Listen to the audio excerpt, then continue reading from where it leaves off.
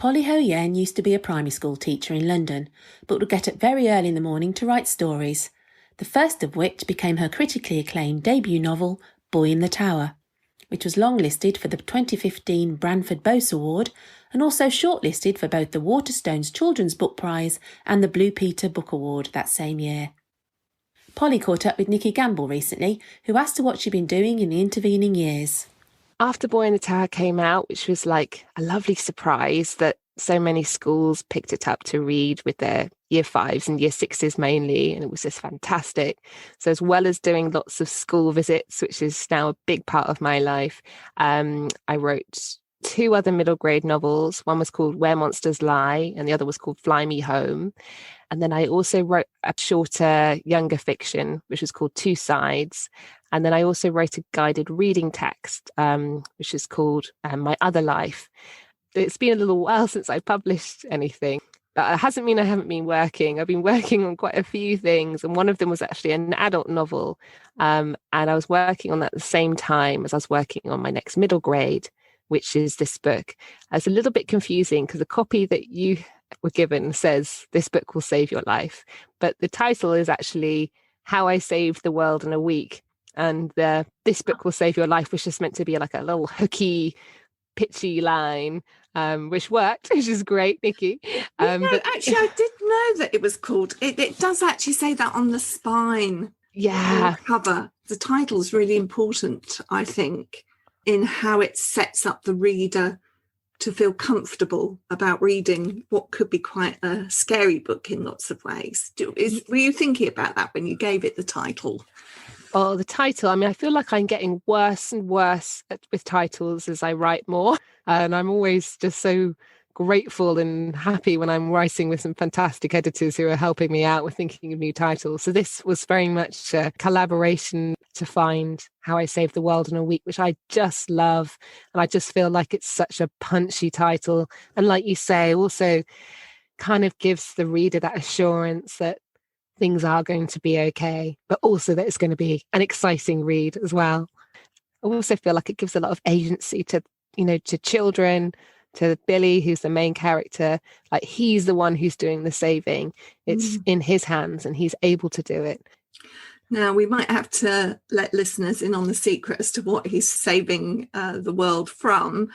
But before we get there, maybe you could just set the novel up for us without going into the second part of the story. Let's just talk about part one first of all. It's interesting actually talking to you about just thinking about part one, because in the writing of it, this book came out in kind of different chunks. And so the part one that I'm telling you about was something that was sort of interspersed throughout the story, and it was like flashbacks. And then we realized it would make a lot more sense if it was just told in a linear fashion. And I gave kind of a little bit more detail and a little bit more space. So, so the first part of the novel, you're with Billy and he's with his mother, who is the most important person in his life. And she's so incredibly important because they've moved around a lot. She's actually been his only kind of anchor.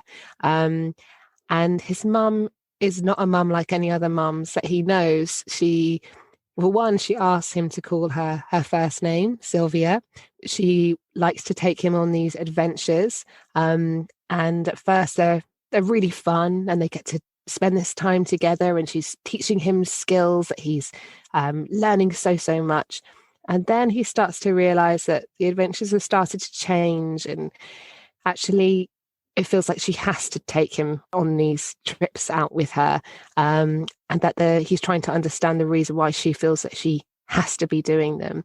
And it just starts to sort of tip over. So he's taken out from school to go out with his mum, and that's the beginning of the book. Actually, I always remember from my teaching days way back when, like the last day of term before Christmas, it felt very, very vivid to me, and the parties that we'd have in the school, and all the different little rituals that you'd have with your class. And Billy's he hasn't been in that school for very long, and he's really wants to be part of this little community, although he feels a bit of an outsider. And then his mum comes and takes him out a little bit early. He doesn't know why. And she's taking him out on one of these adventures. So the first part of the story is very much setting up Billy and Sylvia in this quite kind of odd but very close relationship that they have. Mm. I have to say, in some ways, although it's different to the relationship in Boy in the Tower, that relationship of a child and the mother and their interdependence, because she's as reliant in some ways on him as he is on her. And it reminded me of that novel in this relationship that you had going on here. Yes, absolutely. Yes, you're right. There is some big similarities there. And I've actually just become a mother myself. And I think some mums who'd read Boy in the Tower when I hadn't had a child at that point were saying, oh, how did you? I felt like the mum needed to do more. And I thought, I wonder if I'm going to write mums sort of differently once I become one, or whether that won't change. And I'm not really sure what the answer to that is, really. But yeah, I do like to think about that really close connection that a child has with their parent. And actually, in one big difference, I suppose, the novel is in Boy in the Tower, we never meet Addie's father. But in How I Saved the World in a Week, we do find out who Billy's dad is and why we don't meet him at the beginning. And that's something that is fully explored. We'll talk maybe a little bit more about that later, but I want to stick with something in part one, first of all, that was really exciting. And that's all the survival techniques. Tell us a bit about that. Yeah, Billy's mum has this book, which I reference in the story, and that is like the Bible for them learning all of these crafts and survival skills, like being able to make fire from using a fire bow. And my husband has an old survival book guide that we really, really loved. And we use that one as a big inspiration, and a few other survival guides too. I got to put my hands up and say I didn't try them all out myself. Oh, you're disappointing me. I know. Fire. I haven't made fire, but I think what I'm going to do is I'm going to try and do it on publication day, and I probably am going to fail miserably. I'm going to give it my best shot. It was very convincing, right down to putting the leaves there to catch the embers. And, I was completely convinced. I was sure that you must have made fire. A couple of other things. I mean, I was fascinated by this idea of a heliograph. Is this a real thing? Yeah, absolutely. And this was taken from the survival guide. And the heliograph is it, as if you read the book, you'll see kind of what a pivotal role it has to play in the unfolding of the story, which, I won't give away too much here, but the heliograph really caught my attention of the way that you can use. So it's a way of directing the sunlight to be able to communicate and sort of flash the light. And I, ever since I wrote in the heliograph, I kind of catch how, like, sometimes my watch will do that by accident, and how you can play with the light in a room by just catching a sunlight beam and directing the light. I predict lots of teachers trying these survival skills with their classes. I just wanted to talk a little bit about the quality of your writing in this first section here, and this relationship that we've talked about between Sylvia and Billy. I'm just going to read a little bit, which sort of encapsulates their relationship. And what I wanted to show is how a few lines can convey so much. I don't dare look at Sylvia's face. I'm sure she is upset, but then her hand is on my cheek. I can feel the ridge of calluses on her fingers, smell the scent of soap that she uses, feel the warmth of her palm on my face. It's only 2 sentences. It says a lot about their relationship, doesn't it? Well, it's interesting that you talk about how kind of spare that writing is there, because I do remember feeling very much when I laid down the first chapter, gosh, this voice is quite sparse, and that felt very clear to me, but also kind of slightly troubled me. Like, oh, this is who Billy is. So when he's describing his feelings of being with his mum, I always am trying to kind of really make those experiences feel so vivid, as if, I'm living them. And I suppose, I'm really trying to just give those really kind of sensory kind of details to kind of really make it kind of come alive for the reader. And I love that idea that, as a child, there's so much, I think, that children kind of are picking up on from adults that adults don't kind of quite realize that they are fully understanding.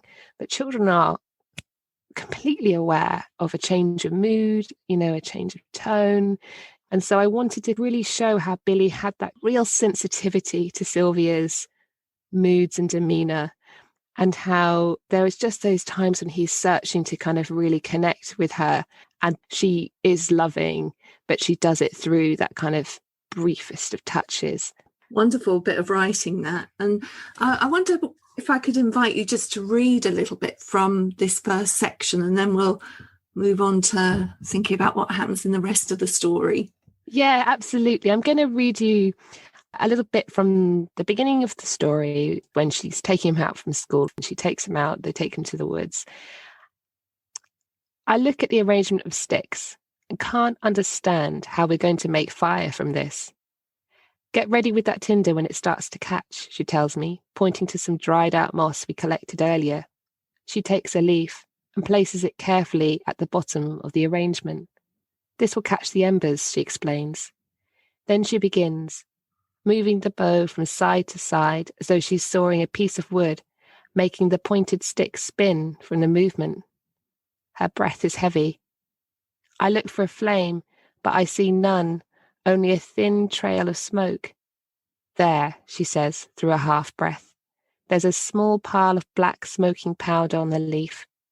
She takes a bundle of the dry moss and places the tinder on top of it. Come here, Billy, she says. You need to learn how to do this. Blow very gently. I do as she says, and blow on the moss in little puffs of gentle smoke. It smokes a little more. It looks like it's breathing.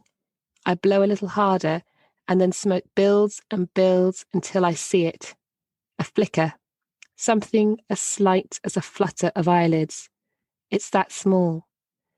But then the flame licks around the moss hungrily. The handful of moss is consumed by it, and I can't stop myself from squealing in delight. We feed it dry pieces of bark and very small twigs. The fire devours them all and grows bigger still. We did it, Sylvia says. She leans into me once again, and we are both quiet for those few seconds, watching the flames grow, dance, and flicker. Just then, there's a ripple in the sky overhead. The clouds hang grey and low. There's a flash, lightning. It seems to come from nowhere. Sylvia looks up at the sky as the first raindrops fall. I see them land on her forehead, making wet circles that trickle down her pale face. But the next moment she turns suddenly, as though she's spotted something I haven't, and then she's up, grabbing our things, filling her arms. I look all around us, thinking of our second rule. Pay attention. Keep constant observations of your surroundings. Sylvia tells me that's the one I particularly need to practice because I'm always missing the things she sees. But as my eyes travel over the trees, trying to see what Sylvia has spotted, she says, "We've got to go. Help me pack everything up, quick." It's a scramble to get everything together. Though she's carrying the bag, Sylvia still has a hand free to hold mine, and I'm glad of it as she pulls me away. It feels warm and dry and strong in mine. It's not safe here, she says, and we start to run. It's difficult to keep up with her. My trainer doesn't have its lace anymore, and with every step I feel like it might come off completely. But she seems so worried, I don't want to have to tell her that I don't think I can run. So instead, I keep it all inside and try and make my foot hold the trainer in place. Don't stop. Don't look back, Sylvia says, and her pace quickens. But as soon as she tells me not to, it's all I want to do. I can't help myself. The fire we made has been transformed into a smouldering pile now, dampened by the rain, its heat extinguished. The hungry flames may as well never have existed. And there is someone there, standing where our fire had once been burning. And actually, that's such a good passage, not only for the excitement, but in a way, it signals what's going to happen in this story, in as much as it's not just a great outdoor adventure that mother and son are having, but there's something more sinister at play here. And Billy realises that when he realises his mum's been equipping a Martello tower full of supplies and provisions. And Billy's separated from his mum, and this is where his father comes in. Maybe just take us a little bit down the path of that part of the story. Yeah, absolutely. I actually started it with Billy and Steve originally.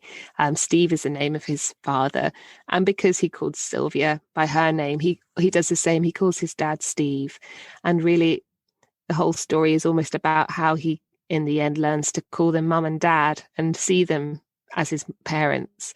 But he hasn't seen his dad for a long time, and then when he is separated from Sylvia, he's just a stranger to him. And this felt like such an interesting relationship to explore. The idea that he is reunited with a parent who is trying so hard to be close to him, but is failing kind of miserably at every step. And Billy just feeling utter kind of turmoil really at this point. I really love that. I can't remember now who it was that said, when you write a story, you get your character up a tree and then you throw rocks at them. And when I heard that, I was thinking, God, I threw so many rocks at poor Billy.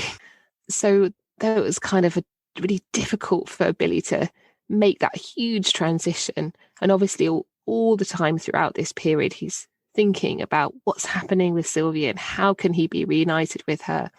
This is also when we start to see Billy transform. He starts to meet a different kind of family. His dad has a girlfriend who has a daughter. He meets a new friend at his school and he's not being moved around so much. And so he gets to grow close with his best friend, Anwar. So the other individuals who come into the story are Steve's girlfriend, Julie, yes. And her daughter, Angarad. Yes. And so there's this nice kind of unit. But Steve is not very accepting of Anwar, is he? He just saw Anwar as a bad influence from the beginning. And it took quite a lot for him to change his mind. But then he does see what an incredible friend Anwar is to Billy. And I think the good thing about Steve is he is quite, he is open to knowing he's made a mistake. There's a hint at this part of the story that Billy becomes aware of that possibly his mother has suffered a bit from postpartum psychosis. I mean, that's a possibility. She's certainly been ill since he was born. Yeah, I wanted to let the reader think about the complexities that exist really around as we grow, as we change, as we develop. And I think also becoming a mother is such a life-changing, that doesn't even sort of cover it really. And so perhaps it was a postpartum psychosis, perhaps it was just a severe anxiety, after becoming a mother. I like that it's a kind of complicated kind of process. Then as we learn more, we realize that's not the only thing that's in play. It was tricky writing that part emotionally because I realized that Billy would feel guilty, and that was such a horrible and big emotion to put on him. But if suddenly I realized that was what the story was telling me, and that was then going to fuel his actions as well, and sort of also speak to how he was feeling towards Steve and his family. And it was important that really he actually kind of sort of misunderstands really that complexity. Now, we can't go any longer without talking about what Billy is saving the world from. We've done pretty well. The world in a week. There is a part in the story where Anwar's little sisters are getting dressed up as zombies. So would you call this a zombie story? It's a sort of zombie story, but I mean, I wanted to write, a zombie story with heart, really. So it's not your straight zombie story. And I did purposely include this little reference to like a World Book Day or for a book day. And Anwar says, they want to be zombies. There's probably a book that's got them in somewhere, like he's not sure of which one it is. There's some book that will have zombies in. What I call the creatures in my story is the Greys, and they don't act in exactly the same way as zombies, but they are kind of zombie-like. So in that way, they are terrifying. And it's the similar sort of process as in a human is transformed into a Grey and then isn't able to communicate in a human-like way anymore. And it's interesting giving them a title like the Greys. It's a really good term because it's quite straightforward in some respects, but it's quite catchy, I suppose. Yeah, I also quite like that it also kind of references that it's not black and white, that it's this grey area, that they're not really sure what they are, and it's very practical. Like, they're called the greys because the skin of a person turns to kind of a dull grey. And so that's a really kind of big marker. I did want to just go back to structure, which you've touched on, because you've said, you rewrote the beginning in a way that was different to how you thought you were going to start it. I'm interested in the way in which you divided it into these parts. And then the last bit, you're literally going day 5, day 4, day 3, day 2, day 1. So tell us a little bit about the overall structure and how you arrived at that. It felt like it was all a bit of a voyage of discovery. And so, as I said to you, I started it and things moved around. I quite like that feeling when you're editing, where you can actually just suddenly knock through a wall, shift this foundation over here.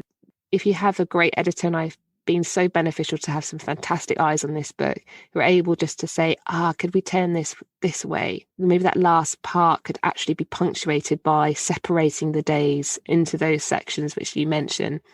So basically it was all done through, editorially, working collaboratively, trying things out, being explorative, and that was how we kind of landed in the final structure that you see.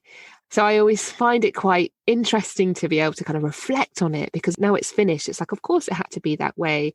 As I was writing it, I needed to do it in those kind of pieces to realize that. And I want to talk again about how absolutely crucial it was to have the kind of input from other eyes. And I always say this in my school events to the students, like, when your teacher marks your work and gives you feedback, it's so valuable. It can feel a bit like at first a bit like a weight, like, I've got so much I need to do here, or this isn't perfect, it's not finished. But actually it's a gift that your teacher's giving you. And I feel that way with my editors. And those last days that you mentioned, that decision was taken because of the change, the title that we made. We thought we have to actually really define those days at the end, and we were short by one day. So that's when I wrote in the last day, and that was an addition, the last day, which I love. Well, it's really interesting hearing you say that, because there was something that struck me about reading this book, and that was, how maybe the last 3 chapters of a book, you can sense the story coming to a close. You can sense the kind of final resolution moving into now with this story right up to the last 5 pages. I'm still thinking maybe there's going to be a part 2 to this story, because it doesn't feel like it could be close to the end yet. It's right up to the last minute. You feel you're there with the intensity of the story.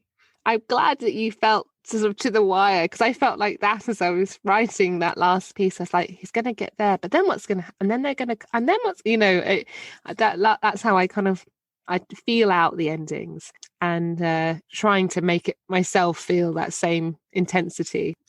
Well, we are not going to tell people what happens at the end of this story. And I do urge people to read it for themselves. I've thoroughly enjoyed talking to you today, Polly. Thank you so much for joining me in the Reading Corner. Thanks so much. In the Reading Corner is presented by Nikki Gamble and produced by Alison Hughes. If you have enjoyed this podcast, please do leave a review for us. To find out about other projects, including an audience with events and the Exploring Children's Literature Summer School, visit www.exploringchildren'sliterature.uk. Join us again soon in the Reading Corner on your favourite podcast platform.